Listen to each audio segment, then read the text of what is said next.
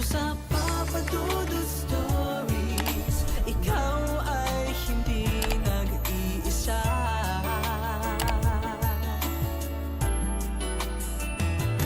Dito sa Papa Dudut Stories, may nagmamahal sa'yo. Papa Dudut Stories. Papa Dudut Stories. Dear Papa Dudut, sa lahat po ng mga nakatutok ngayon, huwag pong kalimutan mag-like, mag-share at mag-subscribe. Maraming salamat po sa inyong lahat.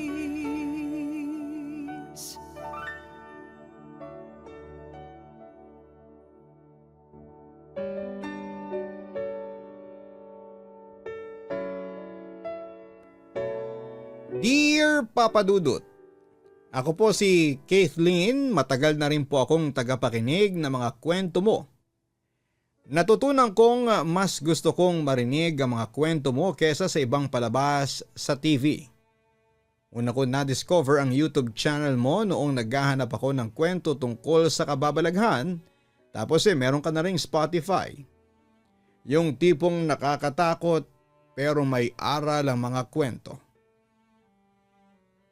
Nang makita ko ang mga videos mo ay agad akong nakuha sa paraan ng pagkukwento mo. Mula noon ay naging regular akong nakikinig sa bawat video mo at lagi kong naiisip, bakit kaya ganito ang nangyayari sa ibang tao?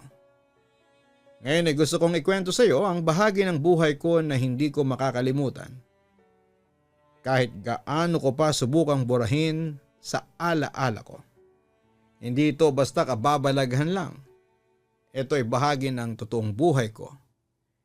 May halong takot, lungkot at mga desisyon na nagbago sa akin magpakailanman. Lumaki ako sa isang liblib na baryo sa Nueva Ecija. Tahimik at payak ang buhay namin. Nakatira kami sa lumang bahay ng nanay ko at ng kapatid kong si Liza. Maaga kaming gumigising tuwing umaga, nag-aayos ng mga gulay at ulam para ibenta sa palengke.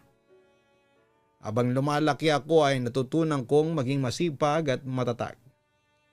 Hindi naman kami mayaman, pero hindi rin kami nagkukulang sa pagmamahal at respeto sa isa't isa. Tahimik ang baryo namin, walang gulo, ang mga kapitbahay ay magkakakilala at nagtutulungan sa bawat pangangailangan. May isang kwarto sa bahay na lagi naming iniiwasan. Doon nakatago ang mga gamit ng yumaong lola namin, si Lola Anita. Alam namin na may mga alam siya tungkol sa kulam at mga pamahiin. Pero tumigil na raw siya bago pa man mamatay. Binigyan niya ako ng babala isang beses, malakas at malinaw. Huwag mong gagalawin ang mga yan kung hindi mo kayang panindigan. Hindi ko yon pinakialaman kahit minsan. Marami akong narinig tungkol sa mga kwento ng kulam at mas gusto kong hindi mapalapit sa ganong bagay. Ngunit alam ko rin sa sarili ko na darating ang oras na hindi ko maiiwasan ang mga bagay na matatabunan sa nakaraan. At yon ang hindi ko alam kung kailan mangyayari. Pag-graduate ko ng senior high school ay nagtrabaho ako bilang cashier sa maliit na tindahan sa bayan. Tahimik at diretsyo ang buhay, pero may puwang sa puso ko na naghahangad ng pagmamahal. Isang araw ay nakilala ko si Oliver, isang binata rin na taga-bayan. Madalas pumunta sa tindahan para bumili. Magalang siya, palangiti at madaling pakisamahan, Papa Dudut. Hindi siya yung tipong maingay o nakakaistorbo sa trabaho. Sa unay simpleng customer lang siya. Pero hindi ko maipaliwanag dahil may kakaibang dating siya sa akin. Unti-unti ay naging madalas ang pagpunta niya sa tindahan. Habang tumatagal ay nakasanayan namin ang isa't isa. At kahit saglit na usapan lang tungkol sa kahit na anong bagay, napapatawa niya ako o napapangiti. Hindi nagtagal ay nag-chat kami sa social media. Sa mga simpleng mensahe, doon ko naramdaman na may mas malalim sa kanya. Siya ang unang nagtanong kung may boyfriend na ba ako. Napangiti lamang ako at sinabi kong wala. Mula noon ay mas naging personal ang aming pag-uusap. Pinag-usapan namin ang mga pangarap, mga paboritong pagkain, kahit simpleng bagay tungkol sa pamilya namin. Dito ko unang naramdaman na magtiwala sa isang tao. At yon ay bago pa man dumating ang totoong hamon sa buhay ko. Ilang araw ay inaya niya akong kumain sa maliit na karinderya malapit sa dagat. Hindi ito mamahaling lugar. Simpleng kubo lang na may kahoy na mesa at upuan.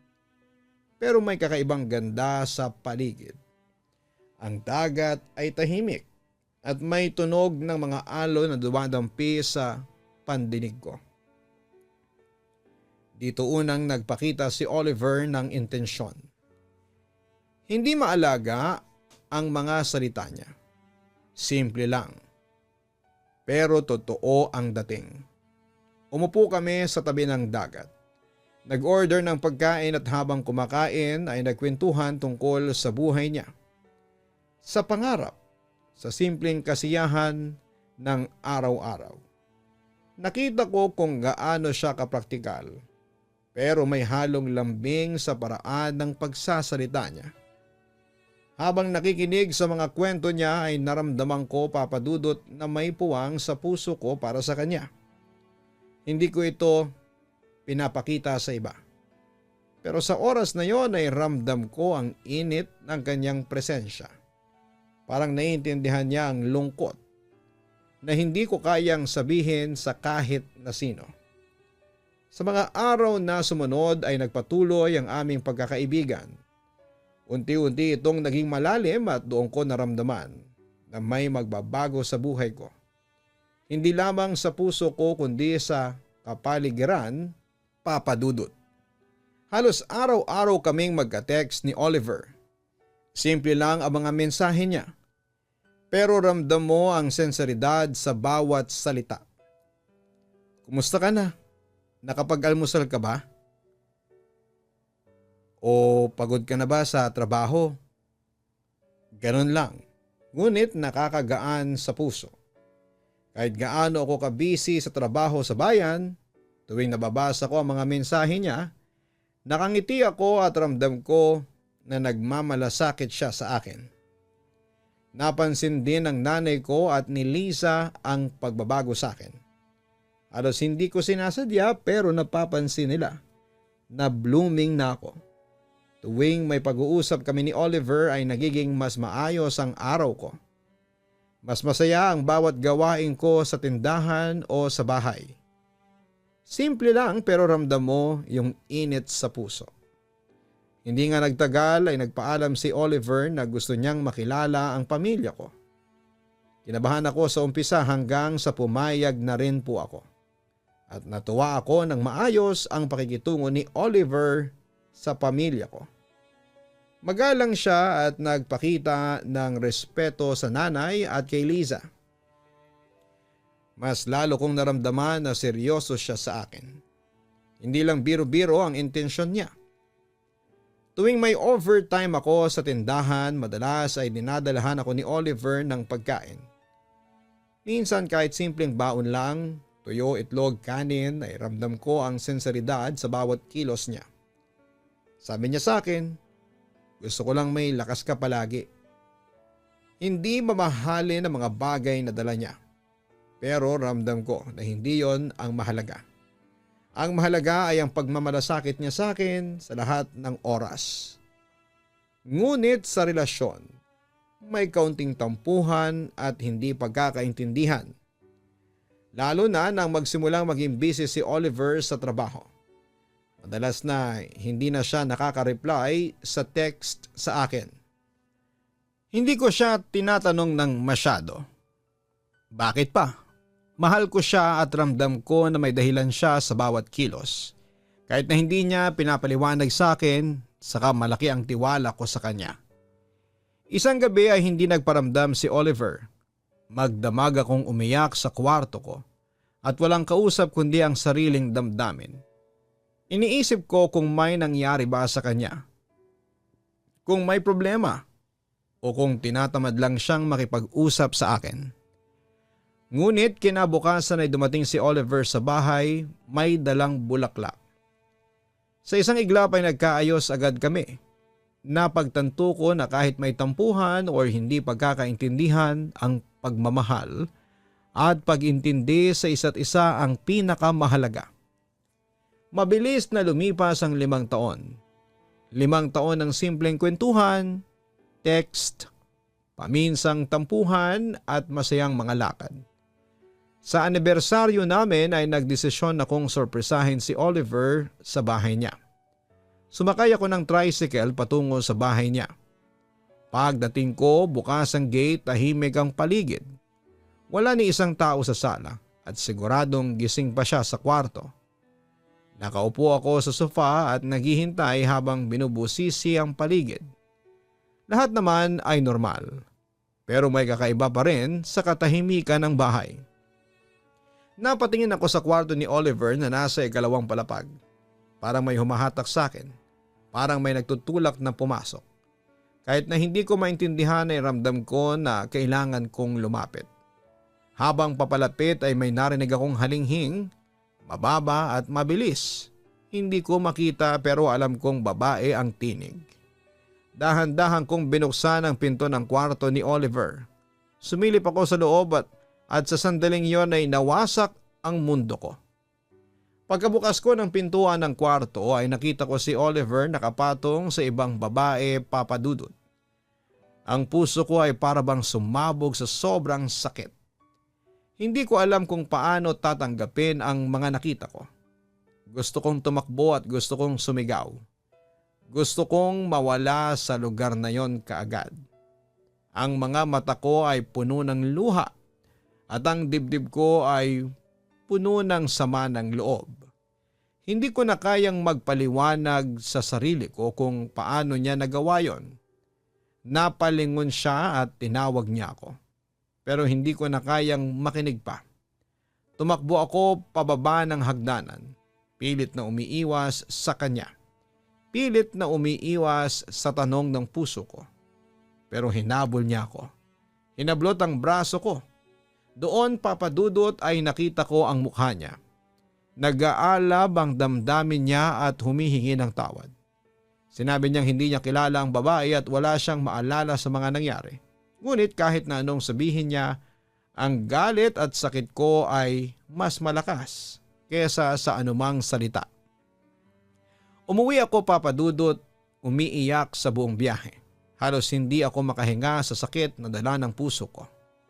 Pagdating sa bahay ay nagkulong ako sa kwarto at hindi kumain, hindi nagsalita at humagulhol ng ilang oras. Hanggang sa makatulog sa sobrang pagod. Doon nagsimula ang pagdilim ng puso ko. Ang dating masaya at maaliwalas na mundo ko ay unti-unti nang nagiging malabo at puno ng lungkot at ng sama ng loob. Nagising ako sa kalagitnaan ng gabi at agad na naalala ang lumang kwarto ni Lola Anita. Ang mga damit na matagal nang nakaimbak doon. Ang bungo, manika, kandila at mga orasyon. Alam ko, papadudot, na delikado pero ramdam ko na kailangan ko na itong gamitin. Ang galit, sama ng loob at sakit sa dibdib ko ay naguudyok sa akin na gumawa ng hakbang na hindi ko pa nagagawa noon pa man. Pinuntahan ko ang kwarto at dahan-dahang hinanap ang mga kagamitan para sa ritual. Kinuha ko ang litrato ni Oliver at pinunit ko ang bahagi na kasama niya ang babae para matira lang ang mukha niya. Inihanda ko ang bungo, ang kandila at ang manika. Bawat hakbang, ramdam ko ang bigat sa paligid.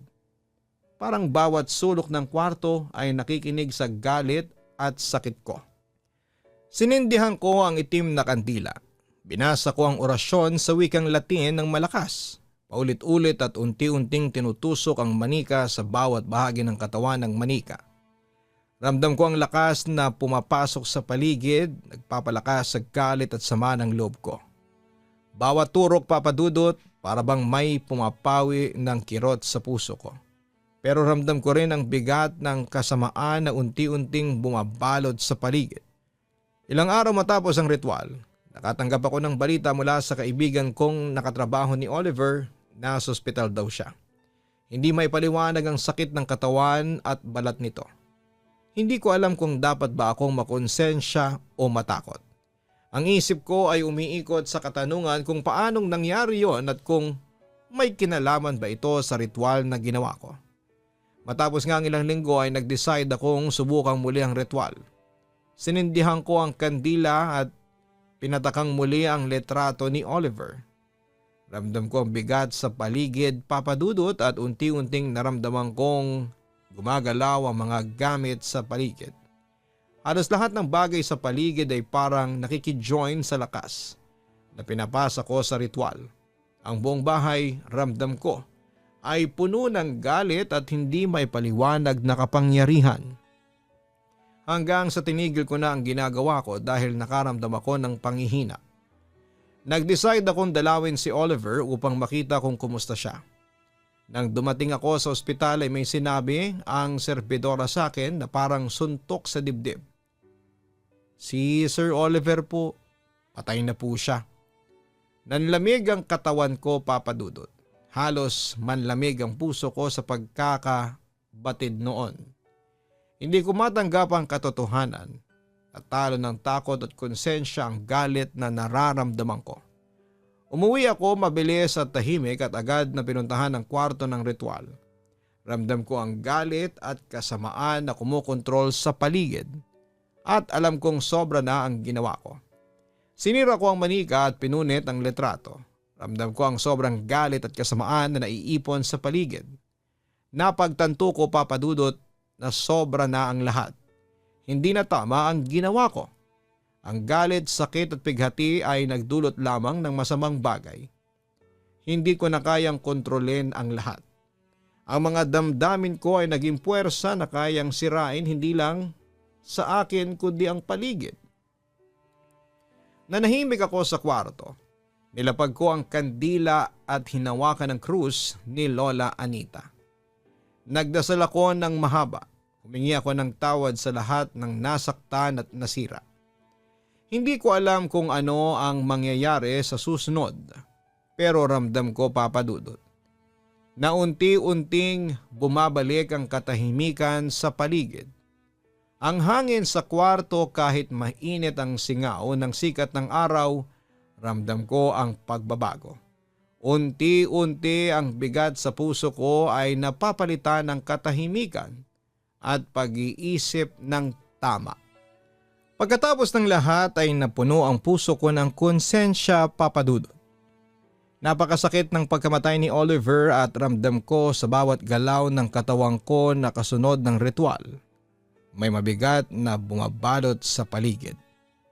Ang galit ko noon ay nagdulot lang ng mas malaki at mas malupit na pinsala. Nang masira ko lahat ng gamit sa pangkukulam, ang kandila, manika at letrato dahil ramdam kong sobra na ang kasamaan sa paligid, may panibagong pakiramdam na sumalubong sa akin. Parang nanikip bigla ang dibdib ko at hindi ko na kayang huminga ng normal. Nagising ako sa ospital, nag-iisa. Wala si Lisa, wala ang nanay ko. Ang paligid ay tahimik at malungkot. Ramdam ko sa bawat hagod ng ilaw sa bintana ang bigat ng nangyari at ang katotohanan.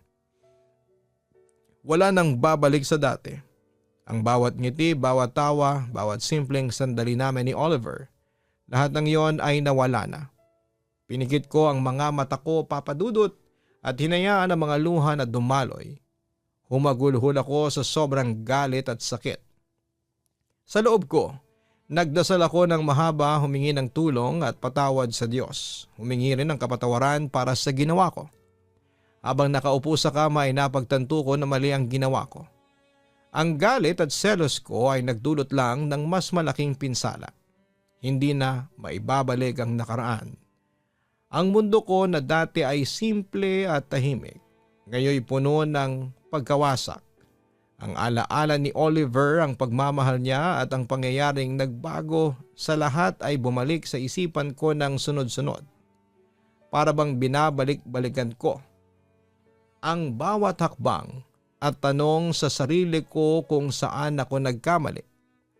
Tinawagan kong muli ang serbidora sa ospital at doon ko nalaman ang iba pang detalye.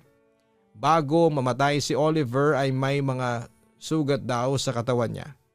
Hindi galing sa anumang aksidente o karamdaman na natural.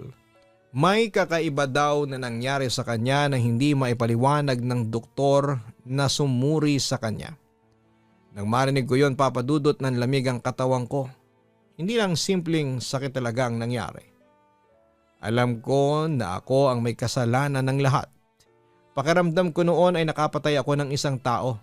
Napatay ko ang pinakamamahal ko, Papa Dudut. Kinabukasan habang naglilinis ako sa kwarto, biglang may malakas na hangin ang dumaan sa paligid. Hindi naman bukas ang bintana, pero ramdam ko ang lakas nito sa katawan ko. Halos mahulog ang mga gamit sa paligid dahil sa biglaang pag-ikot at pagkilos. Lumilipad ang mga bagay sa paligid at ramdam ko ang presensya ng isang hindi nakikitang puwersa. Bigla ay may naramdaman akong malamig na kung ano sa balikat ko. Para bang may humahaplos sa akin. Ngunit walang tao sa paligid. Nang tumingin ako, wala akong makita.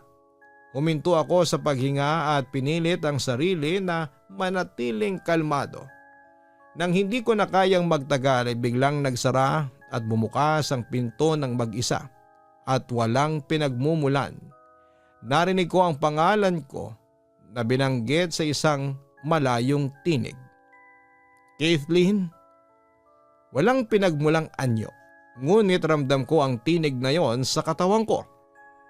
Napapikit ako at nagdasal sa sarili.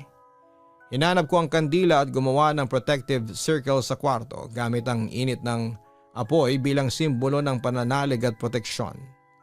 Habang nakapaloob sa protective circle ay biglang lumipad ang mga gamit sa paligid, nagkalat sa kwarto. Hindi ko alam kung kanino o ano ang sanhi pero ramdam ko ang galit at agresibong puwersa. Napahagulhol ako sa sobrang takot at kaba. Sa gitna ng kaguluhan ay biglang lumitaw ang espiritu ni Lola Anita. Ramdam ko ang presensya niya sa tabi ko, gabay at proteksyon na nagpaalala sa akin ng tamang hakbang. Hanggang sa bigla na lang nawala ang mabigat na presensya sa paligid.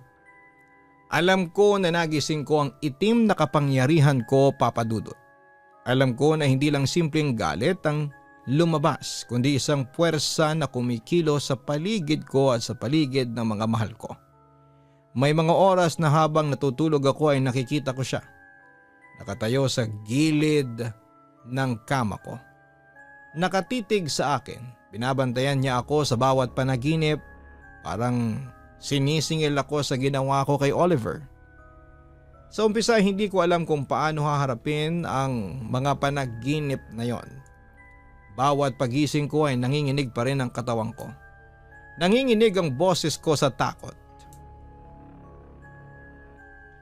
Pero unti-unting naiisip ko na hindi ko pwedeng labanan ang puwersang ito ng sarili ko lang. Kailangan ko ng gabay. Kailangan ko ng makakaunawa sa nangyari at kailangan ko ng taong makapagbibigay ng direksyon para mapawi ang galit na nararamdaman ko. Kaya nag-decide ako na humingi ng tulong sa pare ng aming bayan. Kinabukasan ay sumakay ako ng jeep papunta ng simbahan. Habang nakaupo ay paulit-ulit akong nag-iisip sa nangyari. Paano nangyari ito sa akin? Bakit ko pinayagan ang sarili kong magalit at magtanim ng galit sa mundo? Bakit ginawa ko yon kay Oliver? Lahat ng tanong na yon ay bumabalik sa isipan ko. Paulit-ulit hanggang sa halos hindi ko na malaman kung saan magsisimula. Pagdating ko ng simbahan ay sinalubong ako ng pare na kilala ko ng matagal. Nakita niya agad ang kondisyon ko at nang tumingin sa mata ko ay para bang naiintindihan na niya na may mabigat na bumabalot sa akin. Umupo kami sa tabi ng altar at dahan-dahan ay Ikinuwento ko sa kanya ang lahat ng mga nangyari. Hindi ko pinipigilan ang mga luha ko at hindi ko pinipigilan ang galit at panghihinayang. Sinabi ko sa kanya ang bawat detalye, ang nakita ko kay Oliver, ang ritual, ang manika, ang kandila, ang litrato at kung paano siya unti-unting nawala sa buhay ko. Tahimik lamang siyang nakinig sa akin at hindi niya ako pinutol sa mga sinasabi ko. Hindi niya ako ginudge. Pagkatapos kong magsalita ay humarap siya sa akin at nagbigay ng payo. Kathleen, sabi niya, ang lahat ng ginawa mo ay may epekto. Pero hindi pa huli ang lahat. Kailangan mo ng tunay na pagsisisi at pananalig.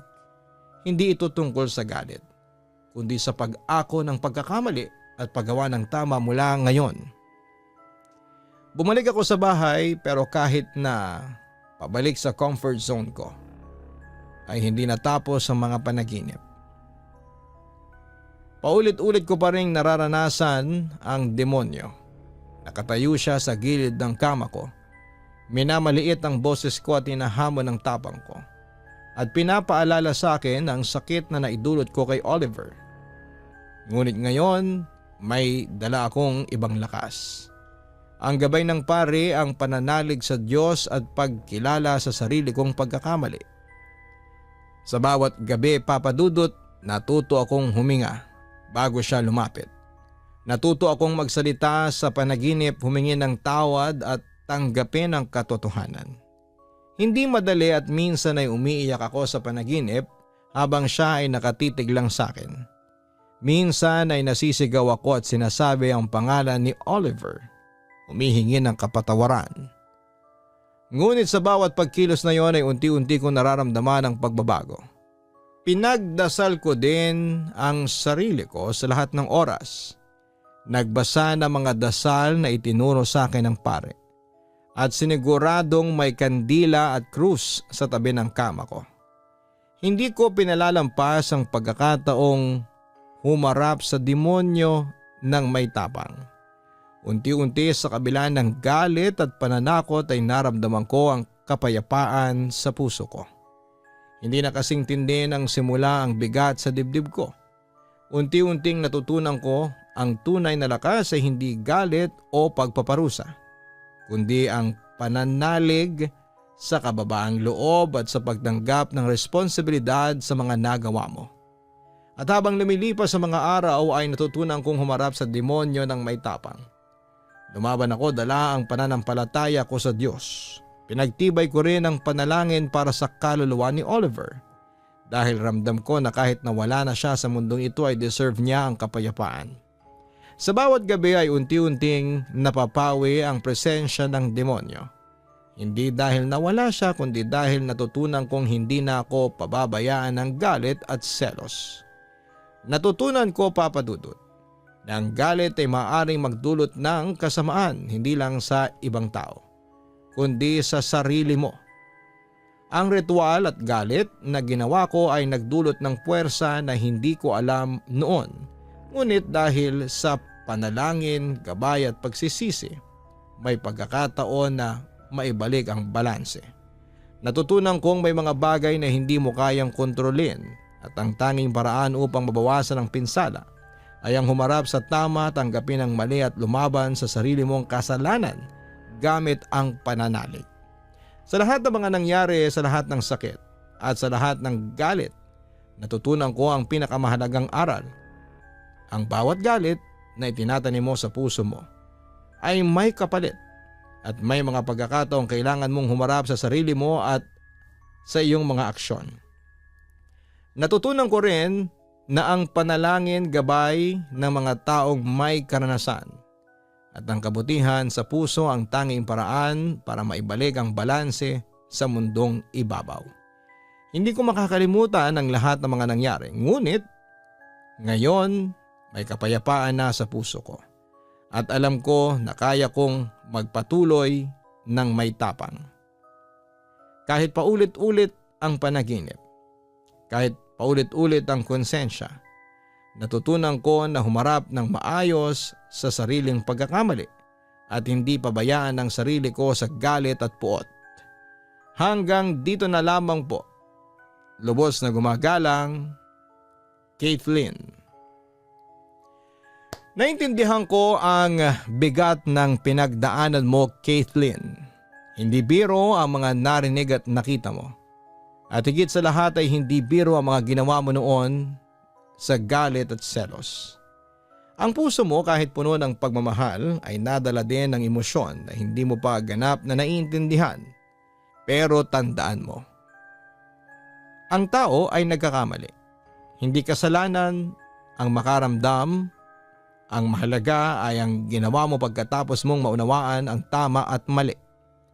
Ang galit at puot kapag pinakawalan mo sa maling paraan ay pwede talagang makasama sa ibang tao at sa sarili mo din. Nakita mo na ang bunga nito kay Oliver at ramdam mo ang bigat ng ginawa mo. Huwag mong hayaang madala ka ng takot at pagdadalamhati sa loob ng mahabang panahon. Ang tamang hakbang ngayon ay tanggapin ang mga nangyari. Humingi ng tawad sa sarili mo at sa taong nasaktan at gumawa ng paraan para ayusin ang iyong sarili. Huwag mong ikahiya ang pagkakamali mo, ang mahalaga ay natutunan mo ang leksyon. Na ang galit at inggit ay may kapalit. At kailangan mong harapin ang sariling konsensya. Ang panalangin, gabay ng mga taong may karanasan. At ang kabutihan ng puso mo ang magpapanatili ng balanse sa buhay mo. Sa bawat hamon at takot na mararanasan mo, gamitin mo ang lakas ng loob at pananalig para mapanatili ang kontrol sa sarili at sa sitwasyon. Sa huli ay ang pinakamahalagang aral na maibibigay ko sa iyo ay ang kapayapaan ay nagsisimula sa loob ng sarili. Kaya kung kaya mong patawarin ang sarili mo at gawin ang tama sa bawat pagkakataon ay makakawala ka sa takot at sa puot. Hindi mo kayang baguhin ang nakaraan. Ngunit pwede mong baguhin ang hinaharap sa pamamagitan ng tama at maayos na desisyon. Huwag mong sayangin ang pagkakataon na maging mabuti, maging matatag, at humarap sa mundo ng may tapang at pananalig.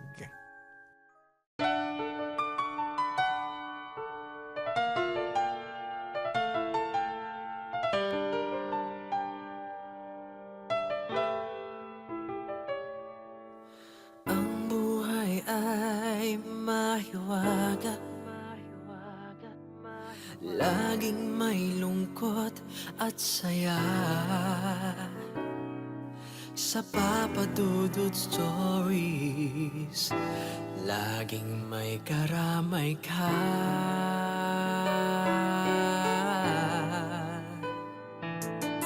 Mga problemang kay bigat,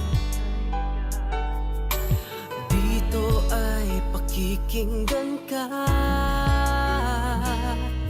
Sa Papa Dudut Stories, kami ay iyong kasama. Dito sa Papa Dudut Stories, ikaw ay hindi nag-iisa.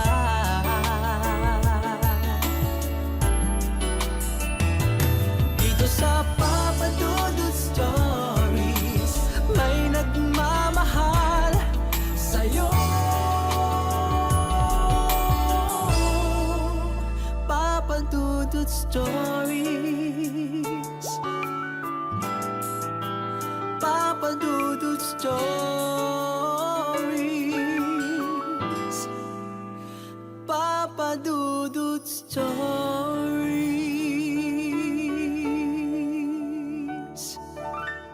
Dito sa Papa Dudut Stories.